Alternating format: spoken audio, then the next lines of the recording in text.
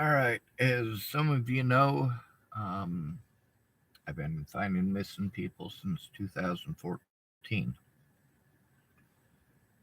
Um, when it's somebody who I know in person, yeah, I usually try to find them in person if I can.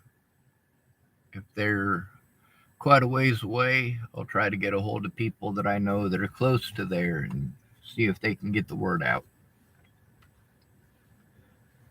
David and Katie Saltzman, they're the ones who gave me the iPad that I have. You know, the pink thing that came from David and Katie. Katie was going to come down and help me in Nebraska, but there was a fire up here in Oregon close to their place, and I haven't heard nothing about them since.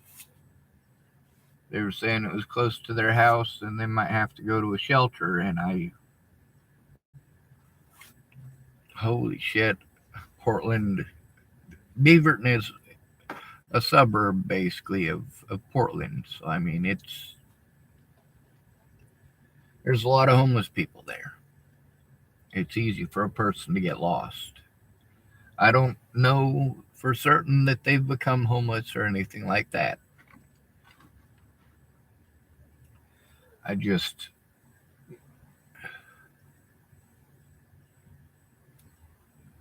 well, they up and vanished basically. Their phones don't work anymore, and they're,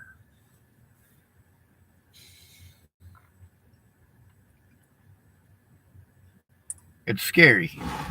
You know, when they say there's a fire close to my house and I'm probably going to have to go to a shelter, and then you don't hear anything from them after that, it's pretty scary. Now, I'm pretty close to Washington State. There's a woman, remember when I made the video, The Missing Women of Hardin, Montana?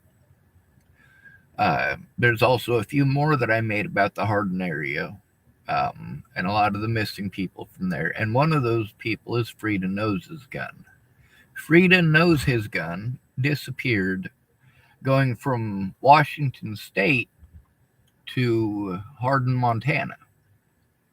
And I want to show you something. There's a lot of missing people from the South Dakota area, South Dakota down to Alliance, over to Buffalo, and then north to Billings. I mean, there's a lot of missing people from that area. Most of them are Native Americans. I wonder if a pretty white girl disappeared from Billings, how much attention it would get. Well, as it turns out, not much to the rest of the nation. The situation with Gabby Petito, you know, that's not something that every missing person gets, regardless of what color they are. When somebody goes missing, they probably aren't going to get that kind of attention. I mean, for Natalie Bollinger, she was very young and she was very pretty and she was very white, just like Gabby Petito. And then, of course, there's the situation surrounding her disappearance, the situation with me, the situation with Tim Beeson, the situation with her fucking sicko dad. And mind you, Rose M. Kelly, that's Natalie Bollinger's mother's name. Rose M. Kelly, her words are up here. Not all of them. But she ain't got a very high opinion of Ted either.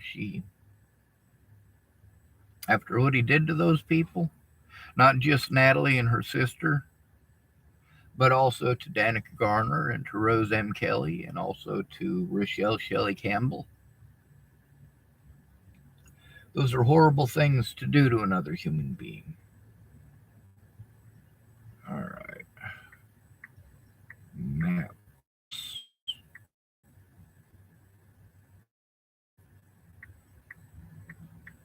Rapid City, South Dakota. All right. Now I'm going to take this map here and I'm going to hold it up to this. I'm going to show you the general area that people like Frida Knows His Gun is missing from.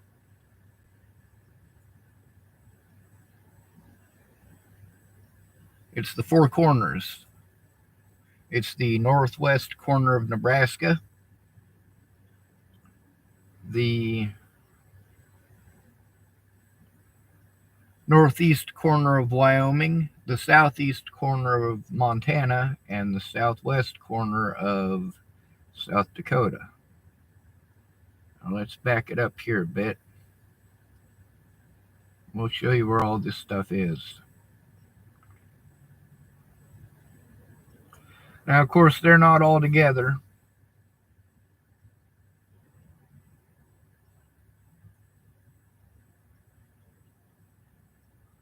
All right, so on this map, you can see the red part there. That's Rapid City. That area right there is where a lot of these people are missing from. Goes from Rapid City, and then you head west into Wyoming, north into Montana, east into South Dakota,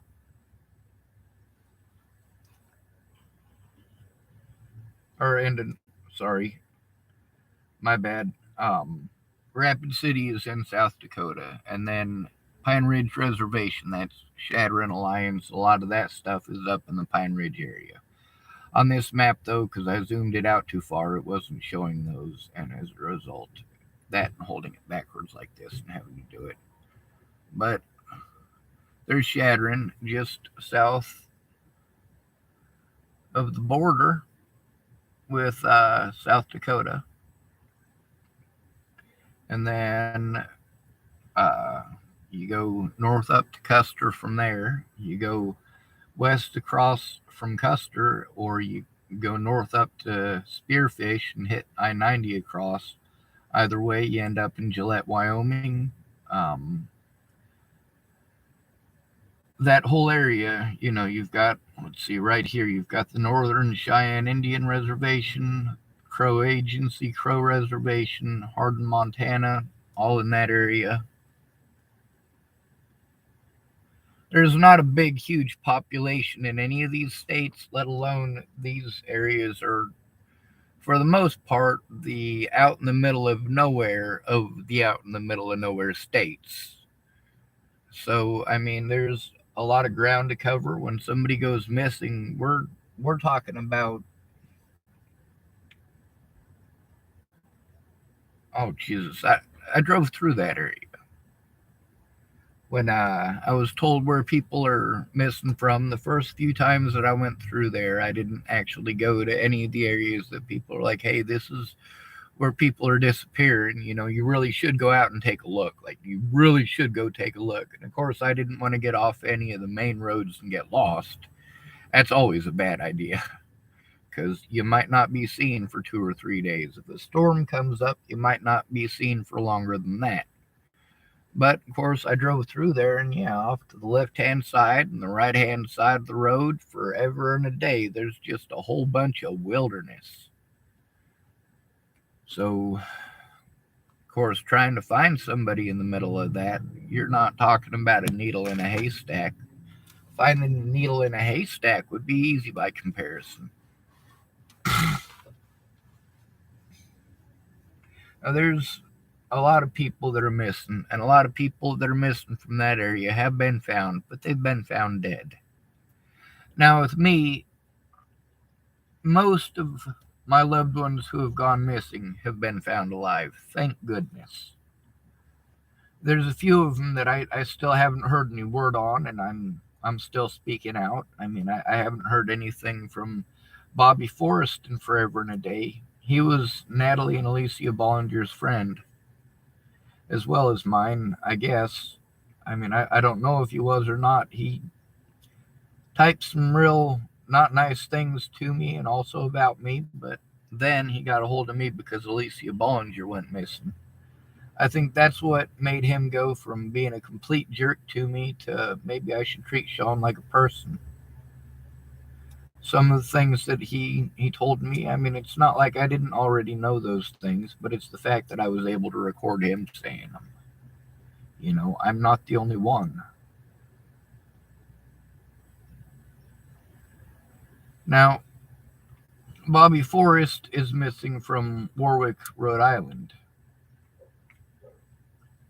And I don't know much about that area. I've never been to Rhode Island, and I'm not against Rhode Island. I've got nothing, positive or negative to say about the place. But I do know that, not Robert Warnick, Robert Forrest, Bobby Forrest. Sorry about that.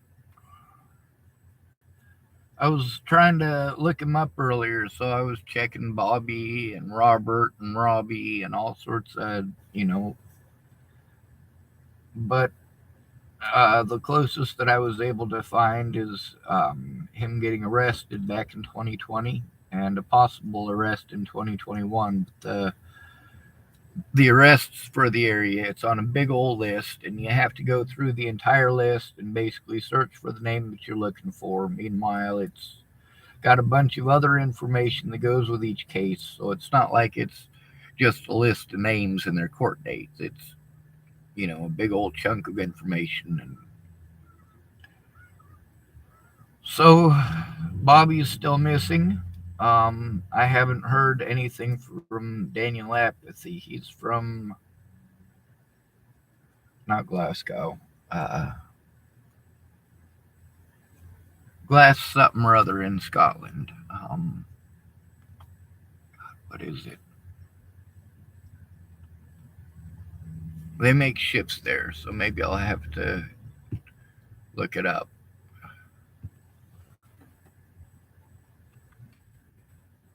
YARD in Scotland.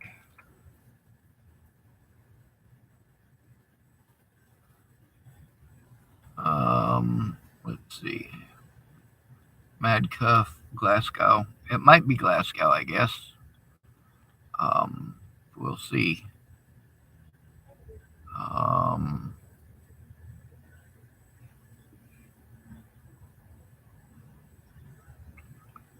I don't know. I'm not familiar with the area. He went to some sort of academy. God, see, that doesn't help either because I don't know the name of that place.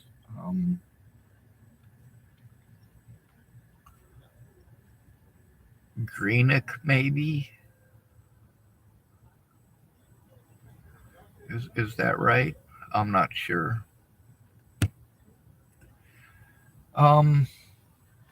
As everybody's aware, one of the people that I tried to help find was Natalie Bollinger, and she ended up being dead. Because of Bobby, I was able to find out about Alicia Bollinger disappearing not once but 3 separate occasions. And of course, I helped to find her all 3 times. One of those times she disappeared on my birthday. God, what a birthday present, right?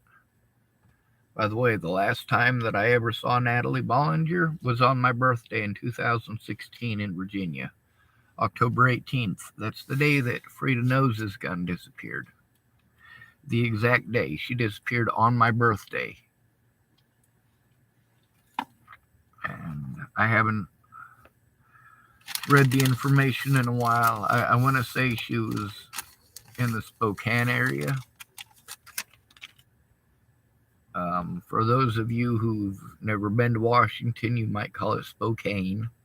It's not. It's Spokane. There's a whole fucking song about it, actually.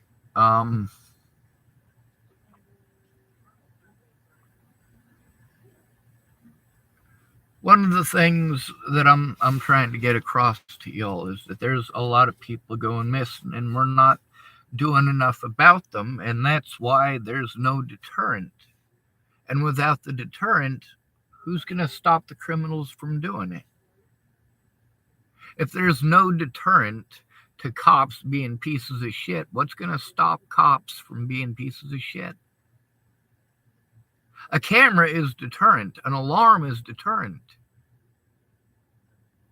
If a cop knows that he's being recorded live to YouTube, are usually a whole hell of a lot nicer, and I've got lots of evidence of that. I've also got recordings on here that I made not live that I posted up, and you get to see how different an officer is when they know they're being recorded.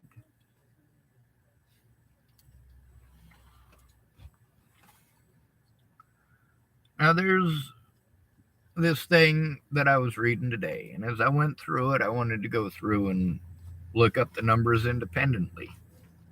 With a lot of these missing and murdered Indigenous women, a lot of them, what this website was saying is that most of these Indigenous women, it was someone who is non Indigenous who did this to them, who made them disappear.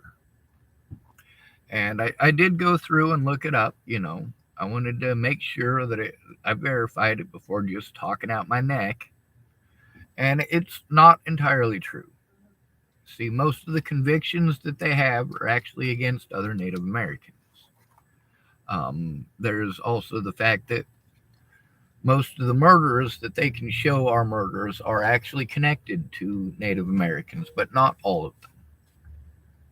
Now, as far as those that they don't have a clue about, it's assumed that it's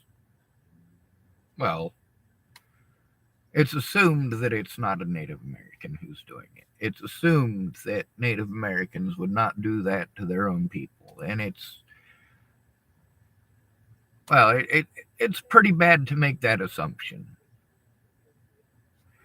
We don't know who it is and there's obviously serial killers around all of these reservations. I mean, there's no way that there isn't. And it might be just a few serial killers that go around from one reservation to the other doing stuff. Now, up in Hardin, Montana, I mean, this is the epicenter for missing people.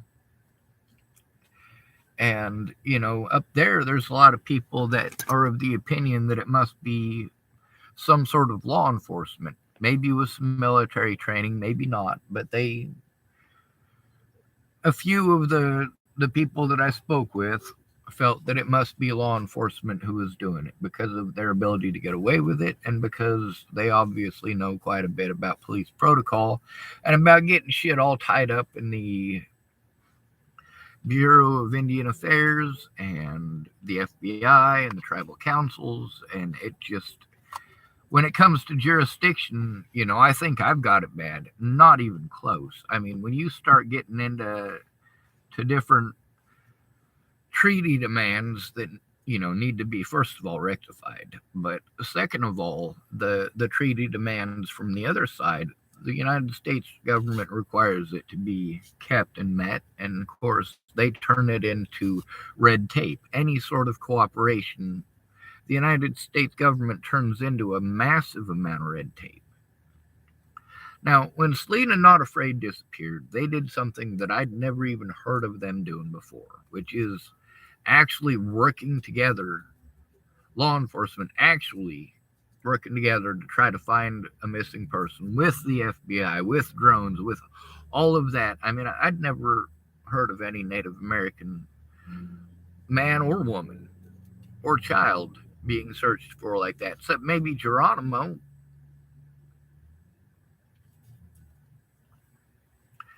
And, of course, 10 months before Selena Not Afraid disappeared, and by the way, she's not one of the ones who's still missing. Selena Not Afraid, when she was found dead, that wrecked a lot of people. I mean, just so many of us were having hope. We were hoping that just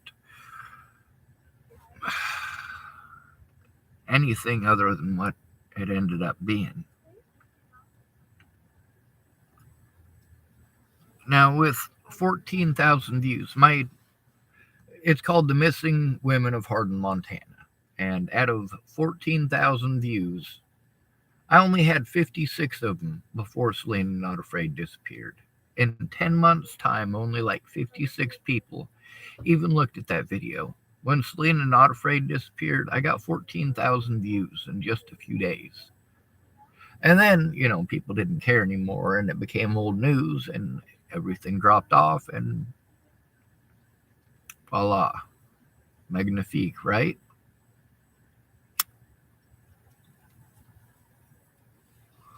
Of course, that was a big old fiasco, too. And I called the FBI in South Dakota and I called the local sheriff's department to talk to them, try to make sure that everything is out there. I had people being douchebags. There's always going to be people being douchebags. But with me especially, I got to deal with any time somebody disappears. Did you kill somebody? Did you kill somebody? If I find out you did anything to this person or that person, I'll kill you, Sean. Like, okay. Okay. Fucking A. So far, a grand total of 0 people out of all the people that want to go accuse me of doing this stuff. All of these people's killers have been caught. All of them. The ones who were murdered, anyway. Some of them, like Mobley, shit, he killed himself. He broke his own damn neck. Trying to show off. It happens. I was surprised that as fast as he went on his longboard, he didn't go out that way.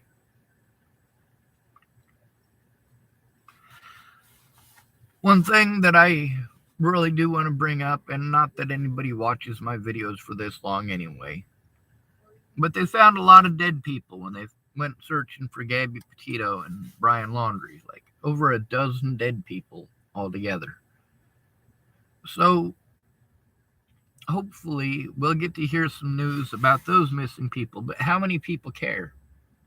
The FBI, there was a couple of weeks after they found Brian, and everybody just assumed that he was the killer, but there's a few people still talking about it. So the FBI finds this magic letter written by Brian saying that he killed her. So fine, they can squash that and call it good for the American public, and obviously that's what they're after. But there's also the fact that, with all of those other bodies that are there, why are we only talking about Gabby Petito and Brian Laundrie and then forgetting about Gabby Petito and Brian Laundrie altogether? That's one of the things about Natalie. The more I speak out, the more I piss people off, the more people are going to remember Natalie and Natalie's story. I'm not going to let people forget.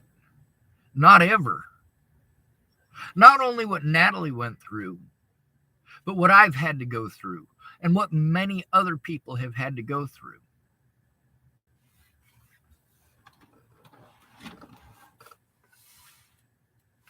When I found out Natalie was missing, the first thing I did was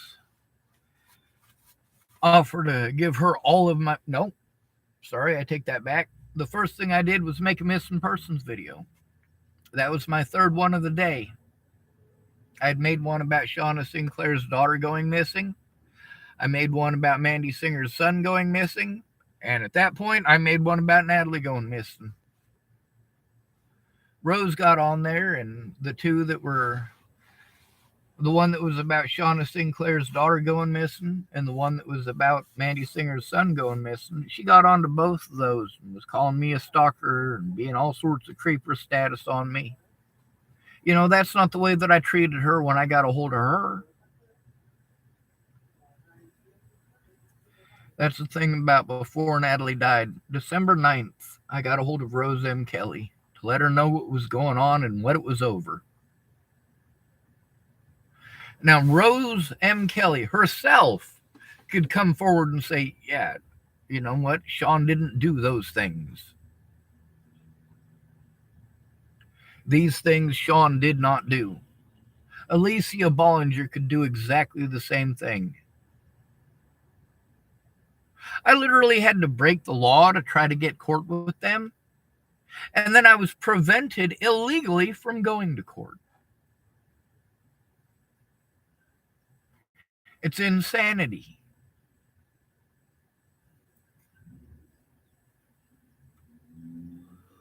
This is why anyone can victimize you at any point in time just by calling you mentally ill. If you have a mental breakdown because you're being beaten up and bullied at school, if you cut yourself with a Lady Bic, hoping that somebody is finally going to listen to you, if you threaten to harm yourself that way, And then you get locked up in a nuthatch. Now you can't see your friends. Now you're locked up in an institution and they're giving you pills. Now you're cutting yourself a little bit deeper. You're wishing somebody would listen to you, but nobody's gonna.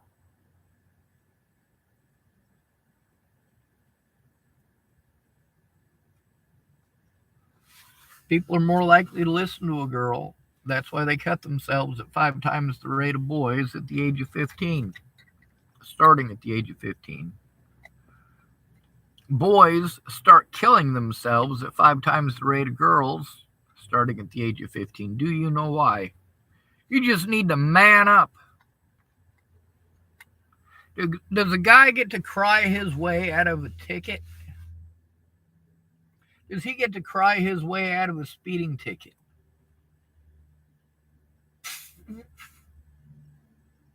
I've seen men try it. They literally get laughed at. And that's not saying that every single officer is going to laugh at somebody doing that, but damn.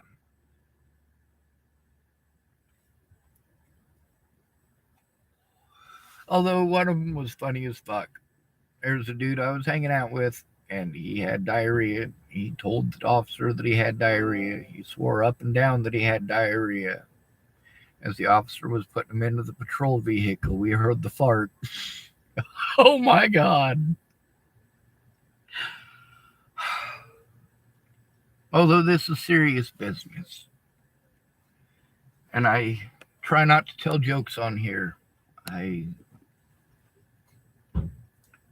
a pretty funny person in person. I shouldn't have to tell you that, and I don't have to tell you that. I could pretend that I'm this asshole all day, every day in person. I am who I need to be to protect my loved ones without killing anyone. Without killing anyone.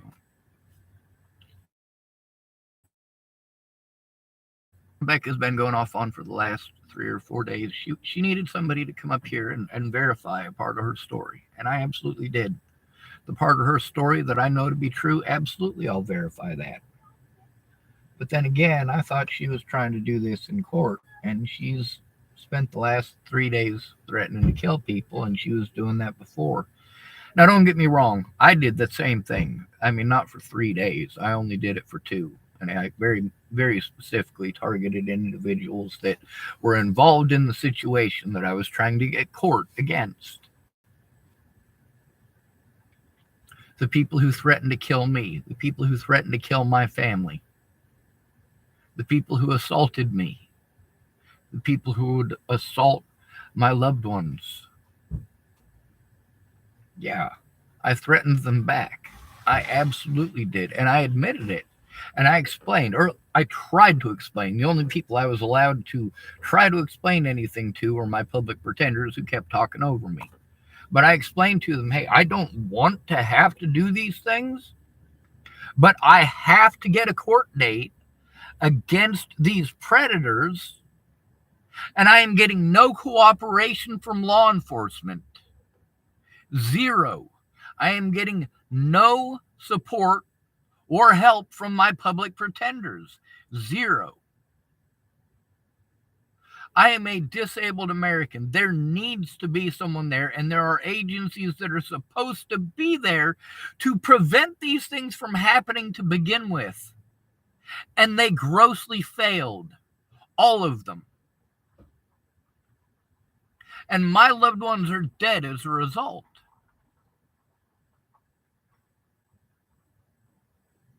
Me and Natalie may have stopped being friends. But that didn't mean that I don't love her or that I don't love her sister. I love my little brother still. I don't talk to him.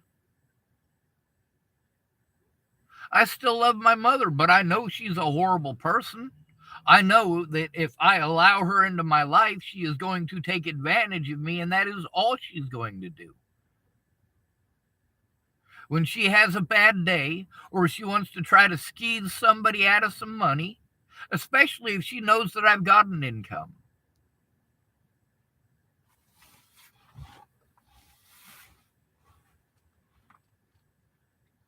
Am my disability money is not going to last long. I have to pay my insurance for the car, of course. I do need to pay it 6 months at a time instead of just 30 days at a time. So it's probably going to use up most of my money for the month. Most of it. So although I was planning on being able to use it for gas to try to help people, I can't even keep myself warm next month. On the first of the month, I'll have enough to make sure that I can get to Starbucks and back so that I can use the internet, because I don't have my own place with my own internet. Also, most of the evidence I need to go through is in the laptop or in the desktop, and I can't go plugging the desktop in over at Starbucks. It's just not going to work. It'll take up 3 tables just to pull that out. So I'm basically in limbo until I can find a place where I can plug that in. Obviously, with most of my money having to go to my car insurance, and also I have to try to get my disability transferred over to, I guess, Oregon. That's all stuff I'm going to need help with. That's all stuff I can't do myself. I can't do it without an address. I can't do it without a person there in person. And that's what's important to note about being a male. If you're a male, you're pretty well written off right from the start. The only way to do something about that is to have someone go in with you. Now, there's some folks that disappeared a few years back, and they're males, and I don't even remember their names. Now, how horrible is that? But what we're going to do here, we're going to type in the word missing.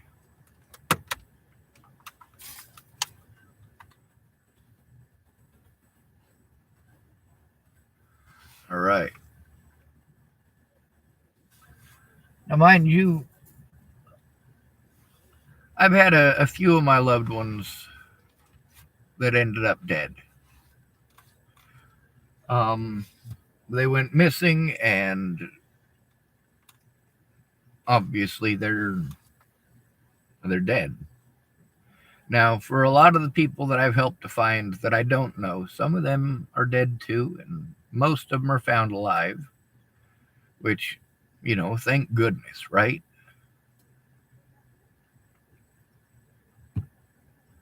But not all of them.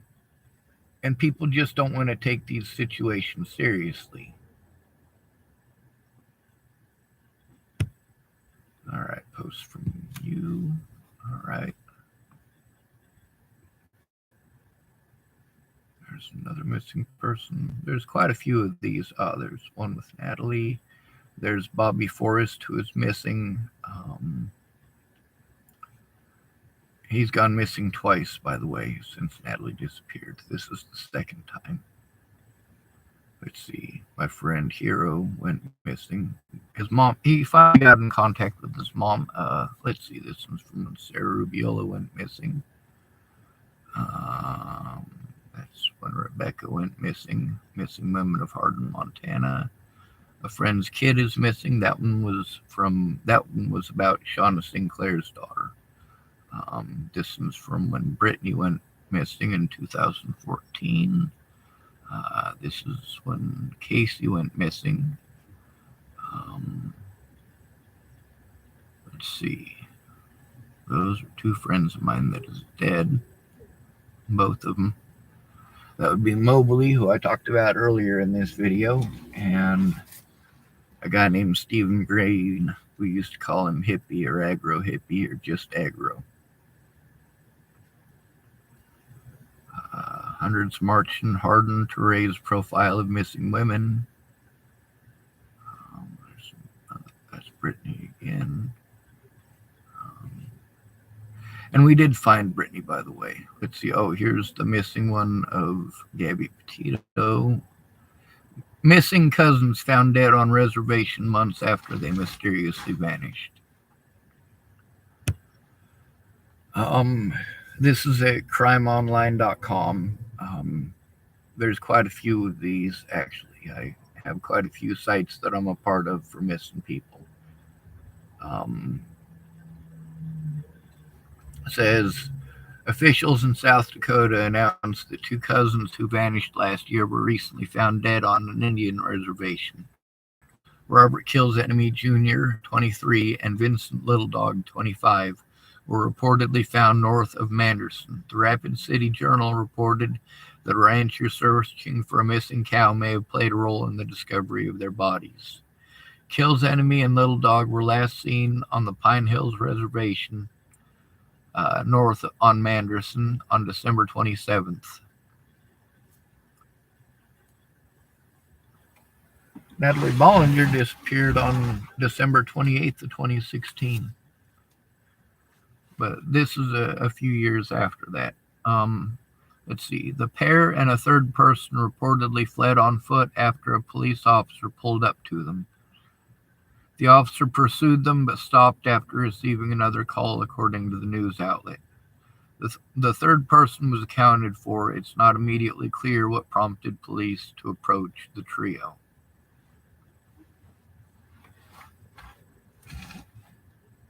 I wonder who those officers are.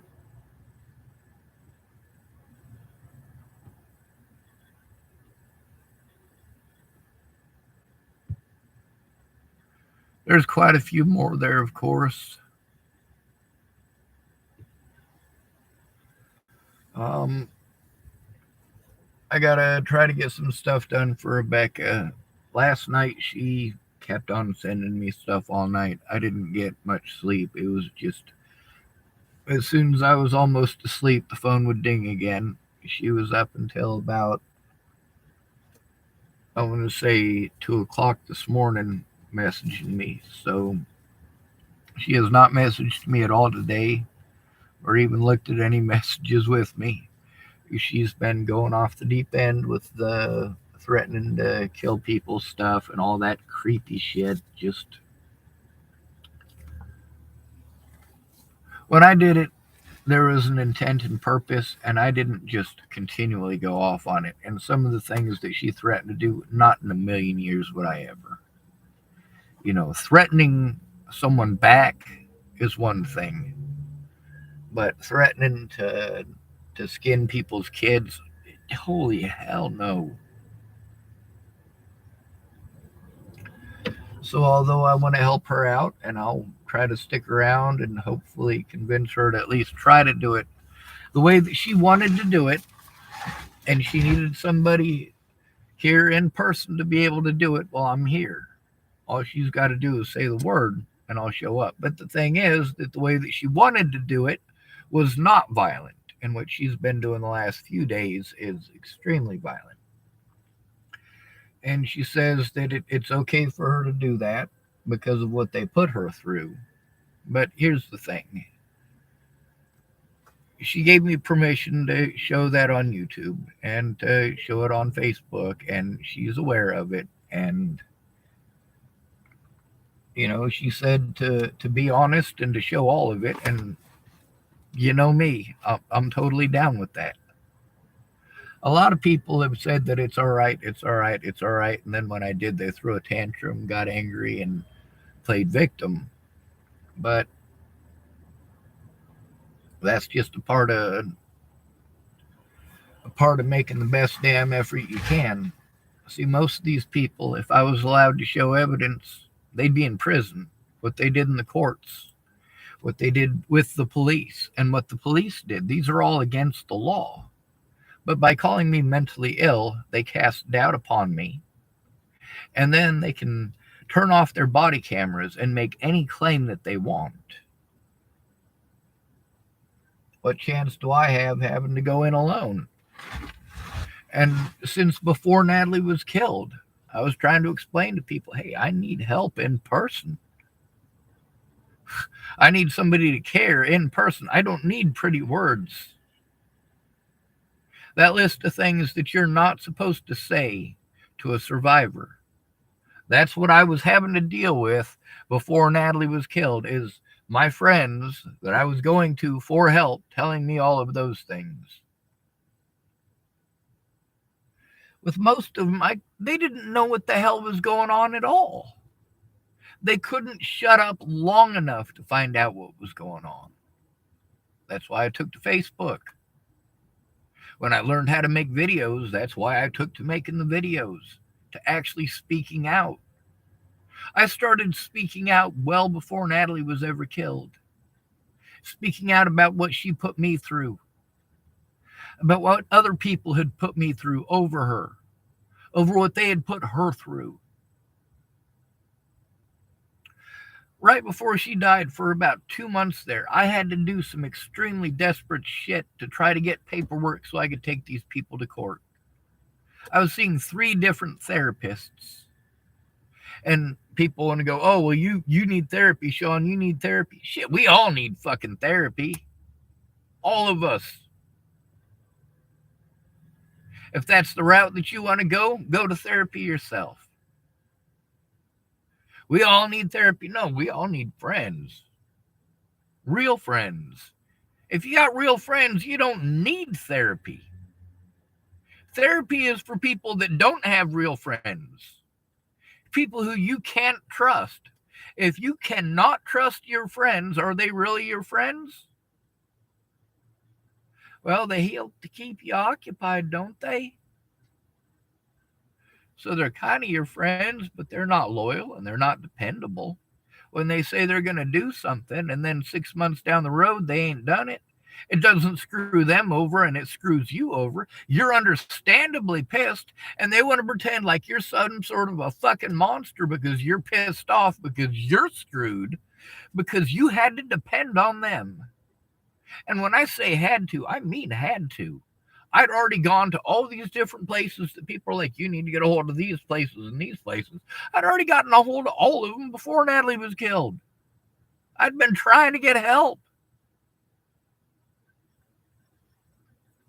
And of course,